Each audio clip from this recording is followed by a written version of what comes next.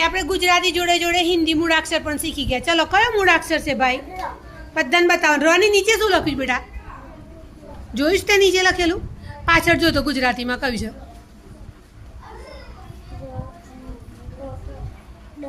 બતાવો તો શું છે? રમકડા. શું લખ્યું તું એ? હા, અને હિન્દીમાં શું લખ્યું છે પાછળ? રથ. Very good. ચલો કયો મૂળાક્ષર છે ભાઈ? મ. અને નીચે શું લખ્યું છે હિન્દીમાં? વાંચો તો. કસ. ડ નહીં બોલવાનું. દ. હા. નીચેનું વાંચો. હિન્દીમાં શું લખ્યું છે? બતાવો ભાઈ.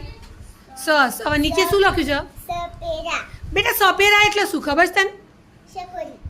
સકોરી એટલે કોણ? સપેરા શું કામ કરે? નીચે જુઓ તો શું દેખાય છે?